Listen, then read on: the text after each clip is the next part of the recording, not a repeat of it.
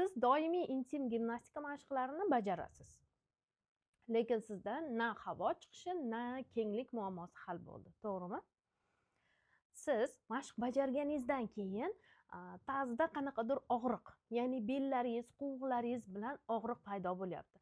Ya'ni ichkarida bosim kuchayib ketyapti. Buni sababini hozir sizga tushuntirib beraman. Nima uchun mashq qilyapsiz-u, natija bo'lmayotgan? Siz mashq bajarayotgan paytingizda gipertonus holatiga tushyapsiz. Ya'ni o'zi siqilib turgan mushaklarni battar siqib, ularga kuchli bosim beryapsiz. Bu bosim faqat kuchli nagruzka sabab hech qanaqa o'zgarish bo'lmayapti.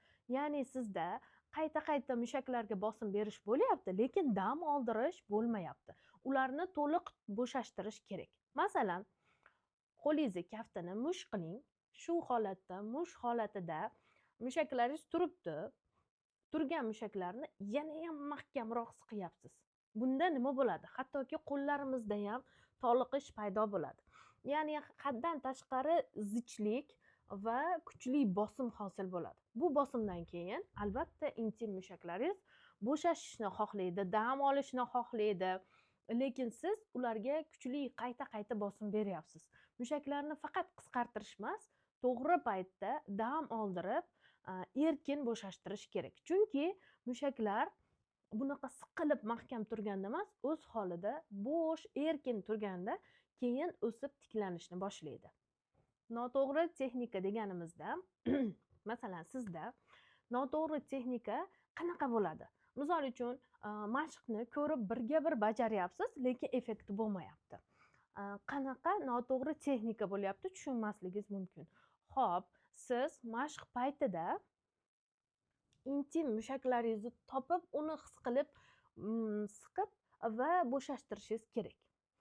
Sizda qanaqa holat bo'lyapti? Son, qorin, bo'ksa atrofidagi mushaklaringiz hammasini siqyapsiz, lekin intim zonani his qilmayotgan bo'lishingiz mumkin. Bu mushaklar siqilib, faqat kuchli bosimni pastga beryapti. Ya'ni qorin ichidagi hamma bosimni pastga itarganni hisobiga sizda prolapslar yana ham battar bo'lishi mumkin. Organlaringiz, ayniqsa bachadoningiz yana ham pastlashishi mumkin. Va son, qovuq, bellarda og'riq, toliqish paydo bo'lishi mumkin. Yana eng muhimi, bu ikkinchi sizni xatoyingiz nafasingizni ushlab turishingiz. Ya'ni mashq paytida nafasni umuman to'xtatib turish kerak emas. Doimgidek norma holatda nafas olishni bilish kerak. Buning uchun albatta qorin mushaklari bilan intim zonani, mushaklarni ajratishni o'rganishingiz kerak. Bu holatda siz qorin mushaklari bilan to'g'ri nafas olib, intim mushaklaringiz bo'lsa siqib turish qobiliyatiga ega bo'lasiz. Ya'ni intim mushaklar siqilib, bo'shashib davom etadi. Qorinda bo'lsa polniy kislorod aylanib butun tanaga tarqaydi. Sizga 3 bosqichli texnika kerak.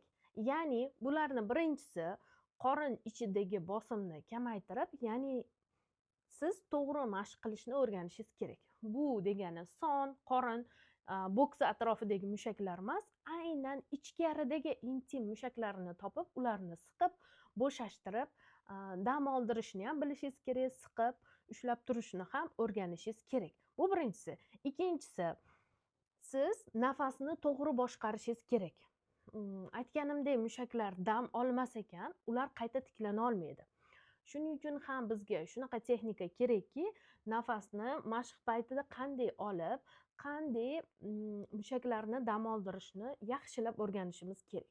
Bu sizni tezroq tiklanishingizga yordam beradi. Va uchinchisi, tanani tezroq tiklanishiga odatlantirishimiz, o'rgatishimiz kerak. Vaqtida dam oldirib, vaqtida ishga tushirib, mushaklaringizni tez va oson natijaga chiqishni o'rgatishimiz kerak. Ya'niki refresh holatiga o'tishni o'rganib, buni tanada qo'llab tezroq natijaga chiqishingiz mumkin. O'zingizni yaxshilab tekshirmasdan turib mashq boshlashingiz aslida noto'g'ri.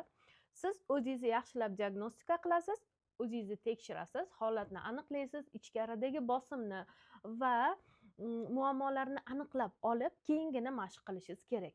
Buning uchun sizga o'z-o'zingizni diagnostika qilish uchun Telegram kanalimda buni o'rgatganman. Ya'ni video ostida link bor. Shu link orqali o'tib, diagnostika darsligini ko'rib, muammoyingizni aniqlab va shunga qarab harakat qilishingiz kerak. Ya'ni diagnostika qilganingizdan keyin nafas olish texnikasi va mashq qilishni eng to'g'ri yo'nalishlarini aynan Telegram kanalimda o'rgatganman. Undan tashqari judayam ko'plab foydali ma'lumotlarni aynan Telegram kanalimiz orqali olishingiz mumkin.